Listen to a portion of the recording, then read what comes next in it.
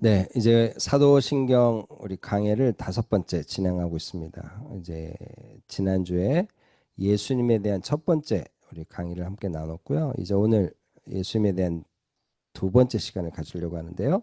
우리 지난주에 나눴던 말씀 기억나십니까? 주님은 그리스도시다. 이 주님은 그리스도가 되기 위해서 이 땅에 오셨어요. 이 땅에 오신 가장 중요한 이유는 주님은 그리스도가 되기 위해 오셨다. 이게 예수님에 대한 가장 중요한 신앙 고백이고 최고의 신앙 고백이다. 말씀드렸어요. 그래서 그분이 어떤 분이냐? 독생자로 오셨다. 이 독생자, 이게 외아들이라고 나오죠? 그냥 예수님 하나님의 외아들이란 뜻이 아니라 하나님과 동등하신 분이다. 하나님과 구별된 실체로 계신 분이다. 이런 이야기를 나눴어요. 그래서 하나님과 똑같은 그분이 함께 선제 저 옛날부터 계시다가 이 땅에 육신의 몸을 입고 오셨다. 이제 그걸 얘기하는 거죠. 그래서 그다음 우리의 고백도 비슷합니다. 우리의 주가 되신다. 하나님만 주가 되시는데 예수님이 주라는 칭호를 받으시는 거예요. 하나님과 동등한 신성을 또 표현해 주는 거죠. 그런데 나의 주, 나의 하나님, 나의가 아니라 우리라는 말에 또 방점이 있다 말씀을 드렸어요. 그래서 오늘 지난주에 우리가 절대 복종, 주님 앞에 하나님 대신 하나님과 동등하신 주님 때문에 우리가 구원을 얻어서 주님께 나가게 됐으니 주님께 우리 순종하며 나가자 이런 이야기를 했는데요. 이제 오늘은 여러분과 딱 한 구절을 나누는데 두 개의 중요한 이 방점이 있습니다만 한 구절입니다. 같이 한번 읽어볼까요? 그는 시작. 그는 성령으로 잉태되어 동정녀 마리아에게서 나시고 요 이제 고백을 하려고 함께 나누려고 합니다. 여러분 사도신경은 77개의 라틴어 단어로 되어 있는데 51개의 단어가 예수님께 다 집중되어 있다 그랬어요. 예수님이 어떤 분이냐가 가장 중요한 신앙 고백이기 때문에 그래요. 그래서 그 예수님에 대한 신앙 고백을 다루는 51개의 단어를 두 가지 카테고리로 분류가 가능합니다. 첫 번째는 예수님이 어떤 분이냐, 예수님의 신분을 얘기해 주는 거예요. 그리스도시다, 하나님의 외아들이시다, 우리의 주 되신다. 예수님의 신분을 얘기하는 거죠. 그리고 또 한 가지는 예수님의 삶이에요. 예수님이 어떻게 태어나셨냐, 예수님이 왜 고난 당하셨다, 죽으셨다, 부활하셨다, 승천하셨다. 어떻게 보면 예수님 삶의 일대기를 다루는 이야기를 오늘 우리가 고백하고 있습니다. 그런데 오늘 우리가 나누는 그는 성령으로 잉태되어 동정녀 마리아에게 나셨다라는 이 표현은 예수님의 탄생이 어떠했는지를 설명해 주는 것으로 끝나지 않고 예수님의 이 탄생이 갖는 아주 중요한 신학적 의미가 있는 거예요. 오늘 거기까지 우리가 좀 다뤄야 된다는 거죠. 예수님은 결론부터 얘기하면 신성도 가지시고 인성도 가지셔서 우리의 완벽한 구원자가 되신다. 이 고백이 이 안에 담겨 있는 거예요. 그는 성령으로 잉태되어 동정녀 마리아에게서 나시고 오늘 이야기. 그래서 우리가 함께 나눠보려고 합니다. 그런데 여러분 사복음서를 보면 예수님이 동정녀 마리아에게서 나셨다라고 하는 사건을 다루는 복음서가 4개 중에 2개만 있어요. 어느 복음인가요? 혹시 기억나십니까? 예수님이 동정녀 마리아에게서 나셨다라고 다루는 복음서가 2개밖에 없어요. 마태복음과 누가복음이에요. 그러면 마가와 요한은 왜 이야기를 안 썼을까요? 그건 뭐 저자 마음이죠. 저자 마음이에요. 그러니까 중요한 건 뭐예요? 마태와 누가는 이야기를 써야 되는 거예요. 마태가 이야기를 쓰면서 예수님은 다윗의 자손이야 라고 얘기를 하고 싶은 거고 누가도 예수님은 마리아의 족보를 쫙 연결시키면서 예수님은 너희가 생각하는 그냥 입양되어서 다윗의 혈통이 없는 자가 아니야. 예수님은 분명히 다윗의 혈통을 가진 자야 라는 걸 얘기하고 싶은 거예요. 그래서 마태와 누가는 예수님의 동정녀 성령에 의한 동정녀 탄생을 다루지만 마가와 요한은 다루지 않아요. 왜? 앞에서 다루기 때문에 이 얘기를 안 해도 되기 때문에. 그래서 마가는 그냥 바로 공생애로 들어갑니다. 마가복음은. 그런데 요한은 또 달라요. 예수님은 선제하셨다. 미리 앞서 계신 하나님이셨다. 태초에 말씀이 계시니라 하면서 예수님을 저 앞으로 탁 당겨서 설명해내요. 그러니까 강조하는 바가 다르다는 거죠. 예, 그래서 예수님이 이렇게 동정녀 탄생, 성령에 의한 동정녀 탄생을 다루는 복음서가 마태와 누가복음인데 이 부분을 강조하려고 썼다라고 여러분 이제 이해하시면 좋겠어요. 그래서 오늘 우리가 이 성령의 동정녀 탄생을 믿을 수 있냐라는 질문을 한번 던져보면서 여러분과 이 설교를 시작하려고 하는데요. 여러분 정말 사람이 남자와 여자가 결혼하지 않고 애를 가질 수 있습니까? 요즘은 이제 시험관 아이라 그래가지고 그죠? 난자 정자를 냉장고에 갖고 있다가 난자에 넣어가지고 시술을 해갖고 그냥 진짜 결혼하지 않은 거죠. 사실 어떻게 보면 애를 낳기도 합니다. 그러나 지금은 이제 그게 어떻게 보면 가능하지만 과거에는 그런 일이 있을 수 없어요. 더군다나 지금은 정자가 들어가야지 돼요. 그런데 오늘 성경의 이야기는 뭐예요? 그 정자 없이 예수님이 태어났다는 얘기예요. 그럼 이게 가능합니까?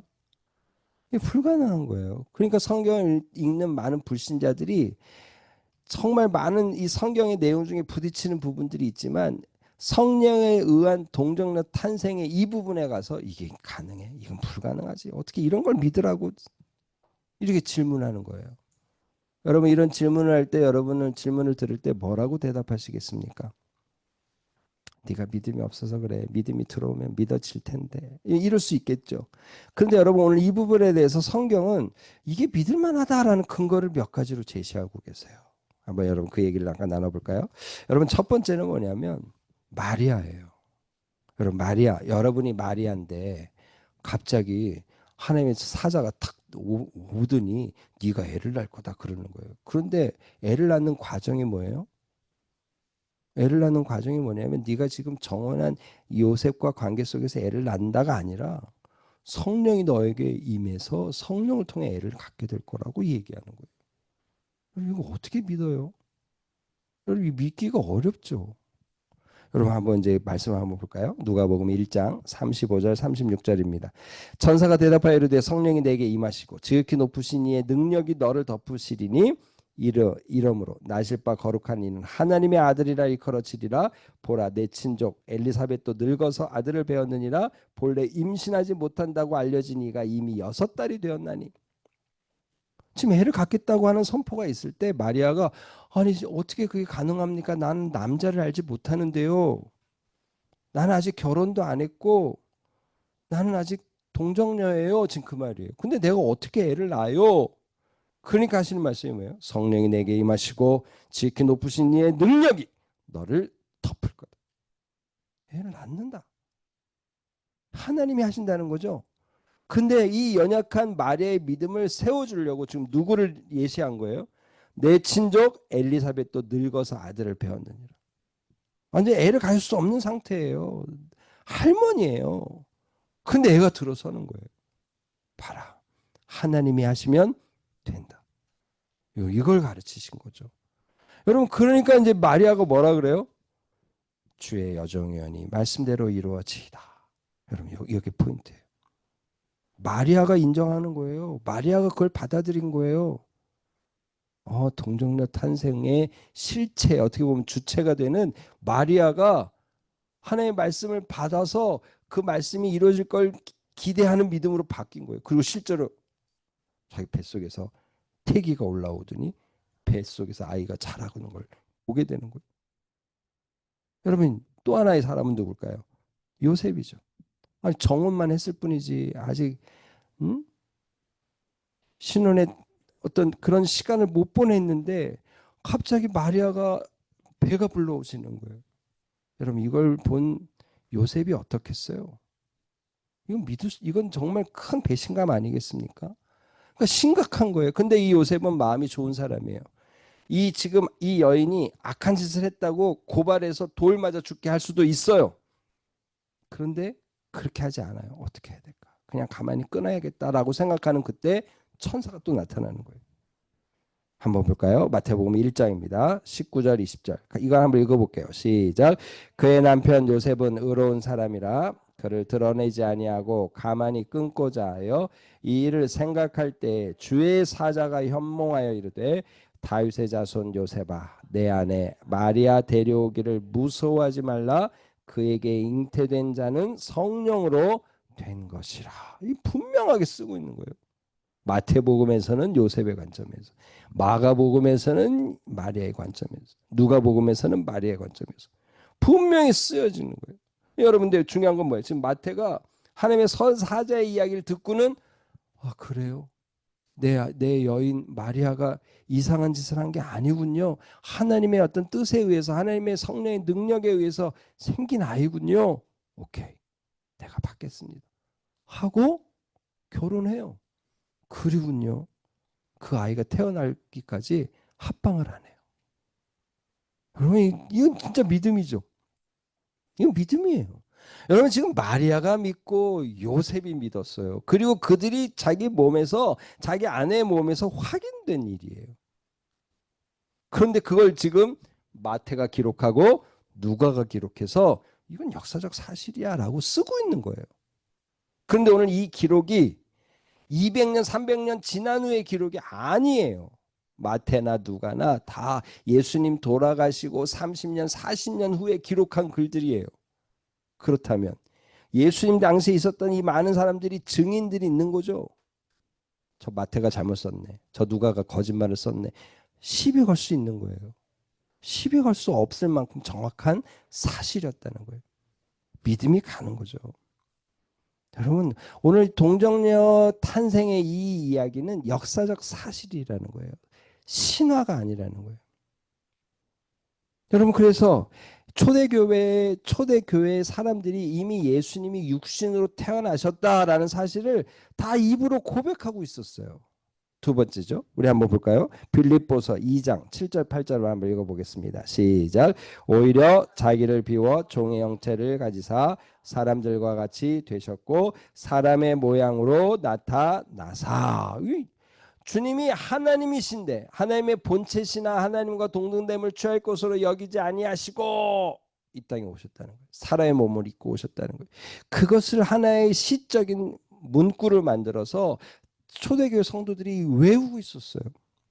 그래서 빌립보서를 쓰면서 사도 바울은 이 구절을 딱 가지고 인용하면서 너희는 이 마음을 품으라 곧 예수 그리스도의 마음이니 하면서 그 이야기를 쫙 쓰신 거예요.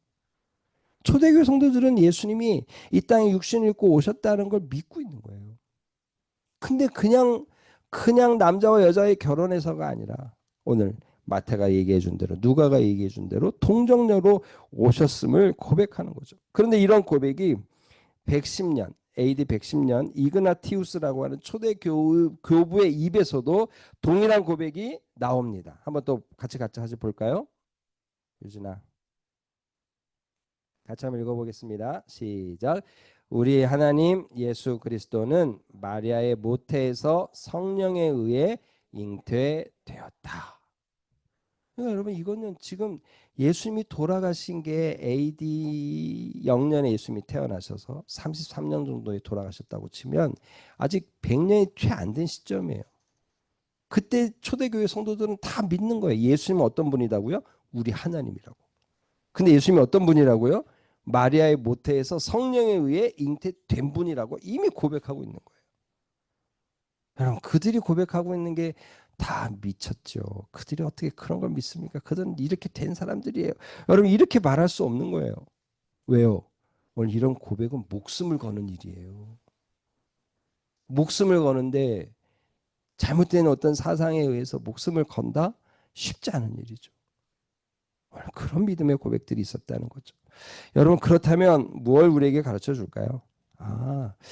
동정녀 탄생, 성령에 의한 동정녀 탄생은 이미 성경에 기록되어 있었고 성경에 기록된 대로 초대교회 성도들은 믿고 있었고 그것을 신실한 신앙 고백이라고 다 인정하고 있었다. 우리가 지금 받아들일 수 있는 거죠.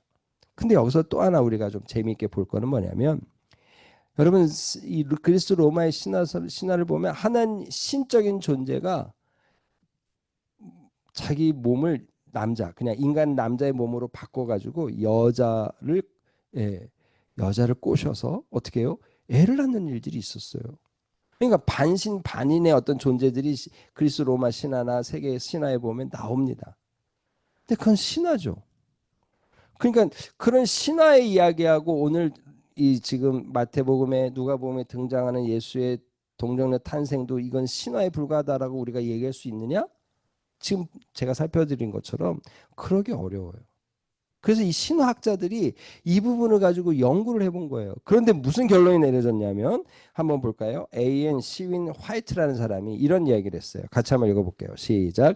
지금까지 그리스 로마 신화와 역사 속에서 최소한 두 세대 이내에 어떤 사건이 전설이나 신화로 발달된 증거는 없다. 무슨 말인지 아시겠어요? 그리스 로마 신화나 어떤 신화도 그 영적인 존재가 있다고 하면 그 사람이 있는 상태에서 이 두 세대 한 60년 안에 좀 넓게 잡으면 100년 안에 그죠? 또 이 그 신화로 만들어진 일은 없었다는 거예요. 그러니까 무슨 얘기예요? 신화도 존재가 있다고 생각하고 이게 구전으로 내려오고 내려오다가 이게 신화로 정착되는 게 시간이 많이 걸린 후에나 됐다는 얘기예요. 지금 그 얘기하고 있는 거예요. 그런데 오늘 예수님의 이야기는 어떤 이야기예요? 예수님이 존재하신 후에 30년 후에 기록에 남겨져 있는 거예요. 역사적 증인들이 있는 그 시점에 역사적 기록가가 그걸 기록하고 있는 거예요. 그러니까 어떻습니까? 믿을만하다. 믿을만하다. 여러분 그래서 오늘 첫 번째 우리가 결론을 내릴 수 있겠죠? 성령의 동정녀 탄생은 믿을만하냐? 믿을만하다. 믿을 근거가 충분하다. 여러분 그 오늘 이렇게 이제 야 너는 어떻게 동정녀 탄생을 믿을 수 있어? 할 때 이런 식으로 여러분이 설명해 준다면 그들이 도움이 되지 않을까 싶습니다. 결국은 어떤 이런 증거를 대도요. 믿음은 하나님의 선물이에요. 그러나 이런 생각으로 도움을 줄 수는 있다는 거죠. 네, 두 번째. 이 성령의 동정녀 탄생이 진짜 가능하냐? 이게 무슨 의미냐라는 관점에서 이것이 가능한지를 한번 살펴보려고 하는데요. 여러분 한번 볼까요? 마태복음 1장 22절 23절 말씀 한번 같이 한번 읽어보겠어요. 같이 한번 읽어봅시다. 시작. 이 모든 일이 된 것은 주께서 선지자로 하신 말씀을 이루려 하심이니 이르시되 보라 처녀가 잉태하여 아들을 낳을 것이요 그의 이름은 임마누엘이라 하리라 하셨으니 이를 번역한즉 하나님이 우리와 함께 계시다 함이라. 이 말씀이 이사야 7장에 그대로 있는 말씀이에요. 이사야 7장까지 같이 한번 읽어보겠어요. 시작. 그러므로 주께서 친히 징조를 너희에게 주실 것이라. 보라 처녀가 잉태하여 아들을 낳을 것이요 그의 이름을 임마누엘이라 하리라. 여기에 지금 이 학자들이 여러분에게는 좀 크게 의미가 없을 수 있지만 이 처녀라는 이 말이 히브리어로 보면 알마라는 말입니다. 근데 이 알마라는 말이 젊은 여자라는 뜻도 있어요. 그러니까 젊은 여자면 꼭 처녀가 아니어도 되죠. 그러니까 좀 폭넓게 쓰면 젊은 여자라는 의미도 있어요.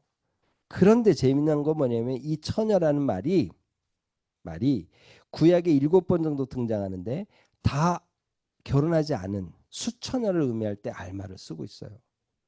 그러니까 오늘 이사야 7장에서 말할 때 내가 너에게 징조를 주겠다 하면서 그 징조의 내용이 뭐냐면 한 처녀가 결혼해서 애를 낳을 건데 그 애가 장성하여 앞뒤를 분간하기 전에 어떤 일이 벌어질 거다.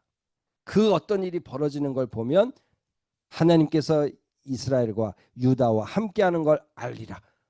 요거의 징조였어요. 그런데 오늘 마태는 똑같은 말씀을 인용하면서 그 뒤에 얘기보다는 처녀에 딱 방점을 두는 거예요. 처녀가 아들을 낳을 것이다. 여러분 무슨 말씀인지 아시겠어요? 이사야의 방점과 마태의 방점이 조금 달라요. 그래서 이사야는 처녀 잉태는 없죠. 예수님 혼자밖에 없는 유일한 사건이니까. 그러니까 그때는 한 처녀가 요아스 임금, 아하스 임금이죠. 아하스 임금과 결혼해서 이렇게 될 거다라고 하는 맥락에서 썼다면 오늘 여기서는 마태는 그 처녀의 방점을 두는 거예요. 이건 그냥 젊은 여자가 아니다. 처녀다. 처녀가 놀라운 일로 인해서 하나님의 놀라운 역사로 인해서 애를 갖게 될 거다. 이걸 얘기한 거예요. 봐라. 이루어지지 않았냐. 오늘 그 이야기를 하는 거죠. 좀 정리가 됩니까? 여러분 그러니까 생각해 보세요. 이 처녀가 하나님의 성령의 능력으로 애를 갖게 되었다라고 하는 이 자체가 놀라운 기적 같은 일 아니에요? 이거 자체가 하나님이 인간의 역사에 깊이 개입하시는 거 아니에요? 하나님의 전능하심을 보여주신 사건 아니에요? 보여준 사건이죠. 하나님의 구원과 하나님의 약속 임마누엘의 상징적인 사건이에요. 그래서 주님이 오늘 어떻게 하셨다? 성령에 의해 동정녀 탄생으로 이 땅에 오셨다. 무슨 얘기예요? 그 자체로 임마누엘 하나님의 구원의 능력을 보여주신 사건이다 이거예요. 첫 번째 의미가 이해가 되십니까? 두 번째는 뭐예요? 왜 그렇게 좀 인간이 상상도 못할 일들을 하시냐? 왜 하나님은 동정녀의 몸에서 오셔야만 했느냐라는 거예요. 여러분 그게 이제 오늘 우리가 풀어야 될 두 번째 문제입니다. 여러분 예수님은 완벽한 인간이면서 완벽한 사람이셔야 돼요. 이걸 수식으로 말하면 약간 어폐가 있지만 1 곱하기 1로 1이 되셔야 되는 거예요. 만약에 완전한 인간인데 완전한 신성이 아니야. 1 곱하기 0.9가 되면 0.9가 돼버리죠. 1 곱하기 1이 되는 거예요. 완전한 하나님이시면서 완전한 인간으로 이것이 그냥 완벽한 한 인격체로 예수님이 계신다는 거예요. 무슨 말인지 아시겠어요? 저를 좀 보세요. 이거 중요한 얘기하고 있는데 저를 뚫어지게 보세요. 예수님은 완벽한 하나님이시면서 완벽한 인간. 그래서 이것이 하나로 연합된 인격체로 이 땅에 사셨다는 거예요. 왜 근데 그렇게 오셔야 되느냐? 왜 그게 이렇게 중요하냐? 예수님이 지금 이런 기독론이 쫙 이렇게 설파되면서 성경에 설파되면서 하나님을 믿지 않는 사람들이 시비를 거는 거예요. 어떻게 전능하시고 거룩하신 하나님이 더러운 인간의 몸을 입고 올 수 있느냐? 이 사람들은 영은 깨끗하고 육은 더럽다고 생각하는 거예요. 영지주의예요. 그래서 그 영지주의에 도전이 있었고 영지주의의 가르침을 받은 도케스티즘이라고 이런 또 이단들이 등장했어요. 예수님이 실제로 역사에 등장한 건 환영이다. 말도 안 되는 이야기를 하는 거죠. 그러니까 지금 기독교 안에서는 아니다. 예수님은 실체로 계셨던 인간의 몸을 입고 오신 그분이시다라고 정확히 얘기해야만 하는 거예요. 근데 또 다른 반론은 뭐냐면 어떻게 인간이면서 하나님일 수 있느냐? 이거는 불가능하다.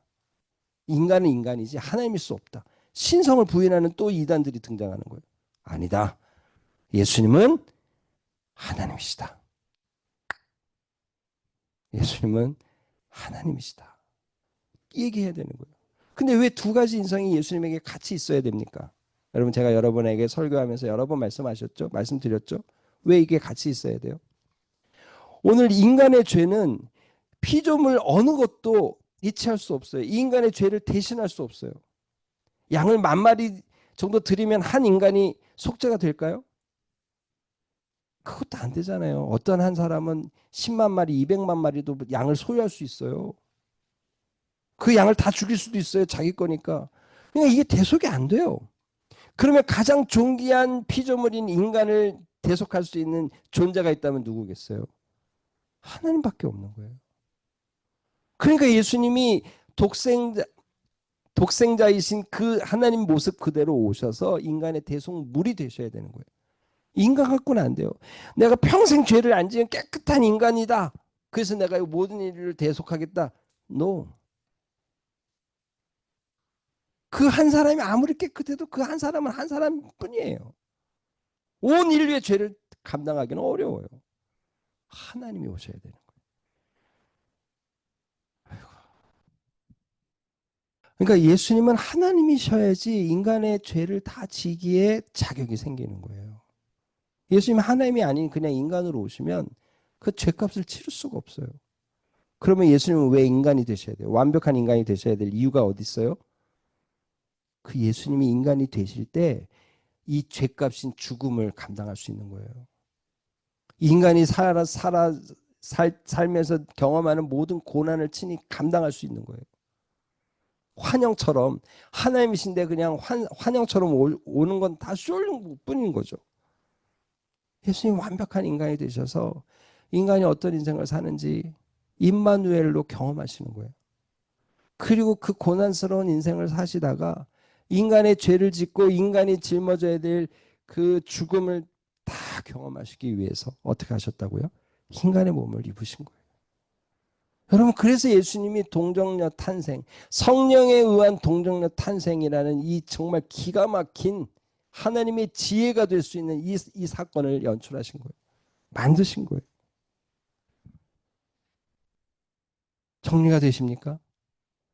여러분, 그래서 예수님이 인간의 몸을 입고 오셨어요. 이제 조금 더 강로 더 자세히 들어가 볼게요. 인간의 몸을 입고 오셨어요. 그래서 성경은 뭐라고 얘기하냐면 예수님이 사륵스가 됐다고 얘기해요.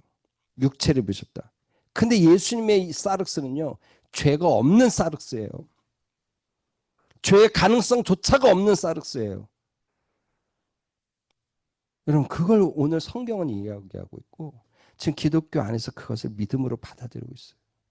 만약에 죄에 대한 가능성이 있는데 이게 완벽한 속죄 제물이 될 수 있을까요? 야, 너 약간 문제가 있는데? 이 완벽한 제물이 될 수 없어요. 인간의 몸을 입고 오셨지만 사륵스지만 죄성이 없는 사륵스예요. 죄에 대한 가능성조차가 없는 사륵스예요. 여러분, 이게 포인트예요. 왜? 그때 완벽한 제물이 되시니까. 하나님으로 오셨기에 그럴 수밖에 없지만 그래야 완벽한 제물이 되시는 거죠. 여러분, 그래서 웨인 그루뎀이라는 조리신학자가 이렇게 얘기했어요. 한번 읽어볼까요? 시작. 동정녀 탄생은 예수 그리스도의 신성과 인성의 결합을 가장 잘 설명해주는 사건. 인간 아버지 없이 성령으로 잉태되었기에 신성을 지니고 여인의 몸에서 태어났기에 완전한 인성을 지녔다. 이렇게 이제 설명할 수 있는 거죠. 그래서 어떻게 해요? 오늘 히브리서 4장 15절에 뭐라고 얘기합니까? 같이 한번 읽어볼까요? 시작. 모든 일에 우리와 똑같이 시험을 받으신 이로되 죄는 없으시니라. 이 죄가 없다는 사실을 여러분이 기억해야 돼요. 죄성, 사륵스는 입었지만 사륵스의 죄성이 없는 사륵스예요. 그래서 완벽한 제물이 되셨다. 여러분, 그래서 이분이 그냥 인간으로 오신 게 아니라 하나님이시다라는 걸 또 뭐라고 설명하고 있습니까? 요한복음 3장 16절 같이 한번 읽어볼까요? 시작. 하나님이 세상을 이처럼 사랑하사 독생자를 주셨으니 이는 그를 믿는 자마다 멸망하지 않고 영생을 얻게 하려 하심이라. 이 독생자가 바로 하나님 당신이라는 의미예요. 하나님의 외아들. 우리 이미 앞에서 함께 살펴봤죠. 여러분, 그래서 결국 뭡니까? 예수님이 이런 인간의 몸을 입고 오시고 하나님으로서 오셔서 우리와 똑같은 인생을 사시는 거예요. 그래서 마태복음에서 뭐라고 얘기합니까? 임마누엘이라고 얘기하잖아요. 한번 볼까요? 히브리서 4장 15절입니다. 같이 한번 읽어볼게요. 시작. 우리에게 있는 대제사장은 우리의 연약함을 동정하지 못하시리가 아니요 모든 일에 우리와 똑같이 시험을 받으신 이로되 죄는 없으시니라. 그죠? 여기에 포인트는 어디예요? 우리와 똑같이 시험 받으신 거예요. 임마누엘로 오시는 거예요. 그냥 하나님은요, 인간을 아세요. 이렇게 몸소 체험하지 않아도 우리의 100%, 200%를 아세요. 그런데 인간의 몸을 입고 오신 예수님은 100%, 200% 아는데 체험적으로 아시는 거예요. 이건 좀 다르죠. 그러니까 오늘 우리가 언제든지 때를 따라 돕는 은혜를 얻기 위하여 긍휼함을 받기 위하여 보좌 앞에 나가는 거예요. 여러분, 긍휼함을 받고 때를 따라 돕는 은혜를 얻기 위해서 나간다는 이 말은 현실적인 상황에서 언제든지 나갈 수 있다는 뜻이에요. 왜? 우리의 삶은 긍휼이 필요하니까. 우리의 삶은 때를 따라 돕는 은혜가 필요하니까. 근데 그분이 어떤 분이라고요? 우리가 똑같은 시험을 받아서 아시는 분이에요. 죄가 없으셔서 모든 대속을 이루셔서 이제 언제든지 도울 수 있는 대제사장이 되신 거예요. 이 성령에 의한 동정녀 탄생이 갖는 이 감격적인 은혜를 우린 다시 깊이 생각해야 돼요. 아, 그렇구나. 정말 이래서 우리의 구원이 확실하구나. 세상에 어떤 종교도 이렇게 확실한 구원을 얘기하는 종교는 없어요. 그래서 예수님이 오실 때 세례 요한이 뭐라고 얘기합니까? 요한복음 1장 29절에 세상 죄를 지고 가는 하나님의 어린 양이래. 하나님의 어린 양. 신성을 가지신 완벽한 인간이시지만 죄성이 하나도 없는 그분이었기에 세상대로 치고 갈 수 있는 거예요. 지금 그걸 알아본 거죠. 여러분 이제 정리가 되세요? 오늘 성령의 동정녀 탄생을 우리가 믿을 수 있느냐? 왜 믿어야 되느냐? 뭐라고 설명할 수 있어요? 완벽한 구원을 주신 하나님의 지혜가 되기 때문에 그래요. 완벽한 구원, 우리의 완벽한 구원을 위한 하나님의 지혜였어요.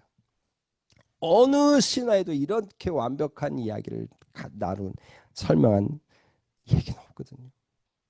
오늘 우리의 구원이 이런 하나님의 완벽한 그림 속에 이루어졌다. 여러분 기억했으면 좋겠어요. 여러분 오늘 첫 번째, 두 번째 얘기를 정리해 볼까요? 오늘 우리가 성령에 의한 동료 탄생을 믿을 수 있는 근거가 어디 있어요? 당사자들이 믿었다는 거예요. 그 당사자들의 믿음을 마태가 쓰고 누가가 써서 그것을 그 말씀을 통해 신실한 신앙 고백을 하는 초대교회 모습들이 있었고 초대 교부들이 있었다. 그리고 신화와 역사적 사건은 신화를 연구하는 학자들도 그 차이를 인정해요. 예수님은 이것을 신화라고 말할 수 없는 시간적 간격이 있다는 거예요. 아, 이건 신화가 아니구나. 만들어낸 얘기가 아니구나. 인정할 수 있다. 믿을 수 있다. 여러분 믿을 수 있죠? 두 번째는 뭐예요? 이제 그것이 왜 오늘 우리에게 그렇게 의미가 있느냐? 왜 의미가 있습니까? 성령에 의한 동료는 탄생 자체가 기적이에요. 이런 일이 있을 수 없어요. 왜 이렇게까지 주님이 이 땅에 당신의 독생자를 보내십니까? 우리의 구원을 위한 거예요. 임마누엘을 위한 거예요. 여러분 여기에 우리는 감격해야 돼요. 야, 하나님 우리를 구원하시려고 이 놀라운 일을 행하셨구나.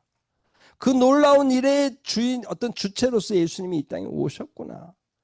우리가 감격할 수 있어야 되는 거죠. 그런데 놀라운 건 뭡니까? 이 성령의 동정녀 탄생이 예수님의 완벽한 인성과 신성을 갖게 하신 건데 이것이 오늘 구원을 완벽하게 이루는 거예요. 인성이 되셔서 우리를 위해 철저히 고난당하시고 죽음을 경험하셔서 죄값을 완벽하게 치르고 근데 이 죄값을 치른 분이 하나님이야. 죄가 하나도 없는 하나님. 그러니 온 인류의 죄를 대속할 만한 거죠. 그래서 히브리서도 뭐라고 얘기해요? 영단번, 영원한 한 번으로 구원이 이루어지는 거예요. 또 다른 구속의 제사는 필요 없어요. 여러분 이게 하나님의 은혜라는 거죠.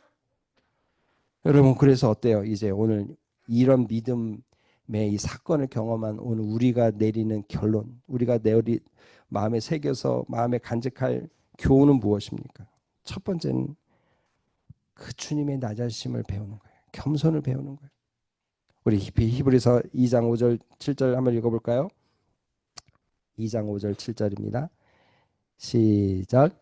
너희 안에 이 마음을 품으라. 곧 그리스도 예수의 마음이니 그는 근본 하나님의 본체시나 하나님과 동등됨을 취할 것으로 여기지 아니하시고 오히려 자기를 비워 종의 형체를 가지사 사람들과 같이 되셨고. 오늘 예수님의 겸손을 우리가 배워야 되는 거예요. 예수님이 그냥 하나님 영원부터 계셨던 그냥 하나님의 형상으로 계셨으면 우리의 구원을 이룰 수 없어요. 근데 예수님이 그 영원부터 계셨던 그 하나님의 형상을 자기가 깨트리시고 인간의 몸을 입으신 거예요. 우리가 하늘나라 가면 알겠습니다만 하늘나라에 가면 우리는 예수님을 변화된 육체로 만질 수 있을지도 몰라요. 있을지도 몰라요라고 전 말하는 거예요. 왜? 예수님은 육체로 성신하셔서 이 땅에 오셨어요. 그래서 아마도 그 육체의 그 모습 그대로 부활 후에 나타나셨잖아요.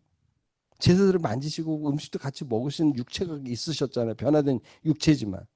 그러니까 그 육체로 지금도 계신다면 우리는 예수님을 손으로 만질 수 있을 거예요. 하나님은 못 만나요. 못 만져요. 성령님도 못 만지죠. 근데 예수님 만질 수 있을 거예요. 그래서 어떤 학자들은 이렇게 얘기해요. 예수님은 인류를 구원하기 위해 자신의 육체를 영원히 갇히게 하셨다. 이 자신의 육체를 자신을 인간의 육체에 영원히 갇히게 하셨다. 물론 변화된 육체로 이제 이후에는 계시겠지만 이 놀라운 일인 거죠. 이게 하나님의 은혜, 이 하나님의 겸손함, 우리 주님의 겸손함 우리가 배워야 된다는 거죠. 그래서 어떻게 해요? 완벽한 구원을 이루셨다는 거예요. 그래서 그 구원을 주님이 이루시는 겁니다. 한번 이제 고린도전서 1장 8절 또 한번 읽어볼게요. 시작. 주께서 너희를 우리 주 예수 그리스도의 날에 책망할 것이 없는 자로 끝까지 경고하게 하시리라. 너희를 불러 그의 아들 예수 그리스도 우리 주와 더불어 교제하게 하신 하나님은 미쁘시도다. 하나님이 미쁘셔서 우리를 끝까지 이루신다는 거예요. 왜 아들을 성육신에서 십자가에 못 박기까지 우리를 사랑하셨는데 우리를 지키시지 않겠어요? 여러분 오늘 이런 믿음의 감격으로 오늘 우리가 살아야 될 줄 믿습니다. 그러니 어때요? 하나님을 찬양하고 경배하고 영원히 주님을 높이는 인생이 가능한 거죠. 아니 해야 되는 거죠. 그래서 마지막 우리 앞에 아까 안 봤던 이야기 하나 마무리를 읽고 가겠습니다. 우리 웨인 그루뎀의 조직신학 26장 앞에 아주 앞에 여기 한번 읽어보겠어요. 초록색 예수님이 시작 예수님이 완전한 사람이 아니었다면 우리를 대표하거나 우리의 대속물이 될 수 없었을 것이다. 또 예수님이 완전한 하나님이 아니었다면 죄에 대한 하나님의 진노를 감당할 수 없었고 부활을 통해 승리하실 수도 없었을 것이다. 맞죠? 이 조유신학자들이 이런 걸 정리해 주는 거예요. 그래서 오늘 우리가 이걸 인용했는데 오늘 이런 주님의 놀라운 은혜로 오늘가 우리가 구원받았다. 그 구원의 핵심은 예수님의 성육신에 있었다. 오늘 이 사실을 우리가 다시 한번 깨닫고 믿음으로 이 한 주간 주님이 우리를 구원하신 그 구원의 감격을 다시 되새기며 주님이 우리를 위해 한없이 낮아지셨던 그 겸손을 우리가 다시 배우며 믿음의 길로 한 주간 힘있게 달려가는 우리 모두가 되기를 주님의 이름으로 축복합니다. 아멘. 한번 기도하겠습니다.